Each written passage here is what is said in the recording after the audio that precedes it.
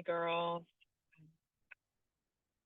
talking to you. Essentially, this is the day before Juneteenth, and I am, my heart is grieved a little bit in the sense that I've been getting lots of messages from friends and colleagues saying things like, hey, did you see this? Did you see this? All these different news reporting of items of Black history being removed from museums and um, artifacts that are just disappearing. And so I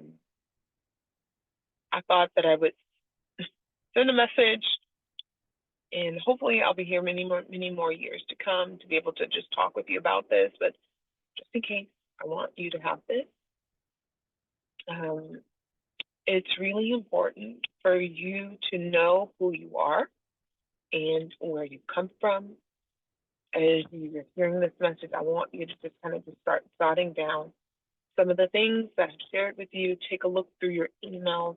I have emailed you different artifacts from our family history just so that you would know who you are, know where you come from, know your people, know their accomplishments.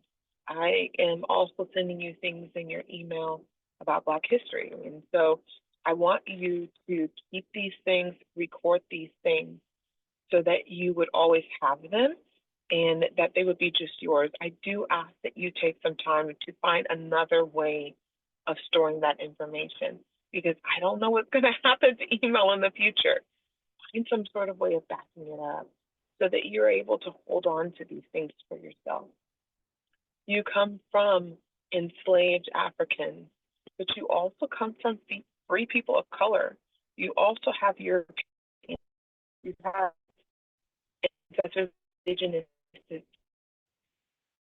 all of that is warring inside of your nervous system. And so it is okay if you're feeling conflicted or off about different things that are happening and going on in the world. The thing that I would ask you to do is even when the world is spinning, even when the world is confused about what's going on, where we are, who we are, all the things, I want you to be able to take some time, slow yourself down, take some deep breaths, and really get to this place where you're able to connect with the core of who you are. And you're able to connect with all of those who have come before you. You're able to connect with love and with truth. You have to know who you are. Also, part of knowing who you are is acknowledging mistakes that you made. To my oldest, you just shared with me, a major mistake that you made and, felt really sorry for it and just something you've been holding on to for quite some time. We're talking about like, okay, how do you make some steps towards changing? How do you make some steps towards trying to make that right? Even though we can never erase or remove the mistake that we made. I've made tons of mistakes in my own life, tons of them. And I am here to say, there's going to be things that you're proud of that you did. There's also going to be things that you're not proud of.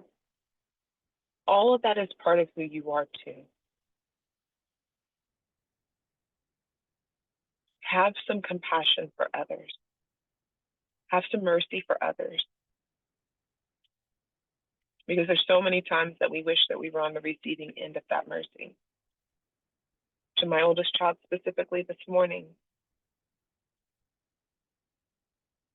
you're feeling so guilty. Like we just had a long heart-to-heart about what you're concerned with. And I'm not going to put you on blast on the internet, just in case if other folks are watching this, but that guilt is there to be able to kind of let us know, hey, this is not something that I want to carry and move forward. But it also is there to be a reminder of being able to have some compassion for others when they wrong us and they make mistakes, because none of us are perfect. None of us are going to get it all right. We're going to be in a day and age where Your compassion is going to be needed. You may not always be able to voice that, but that's something that you can hold in your heart. That's something that you can walk with. And you can do your best to treat others and to operate from a place of integrity. So that even if other people do not see you, accept you, whatever, that when you put your head on that pillow at night, in that space before you close your eyes and go to sleep, you can be at peace with yourself and know that you did your best. So I love you. Hopefully y'all are having plenty of times where you can celebrate Juneteenth and celebrate Juan San Malo Day. Again, don't forget your history. Don't forget where you come from. Don't forget who you are, whose you are. I love you. And hope to send you many, many more messages and hope to be there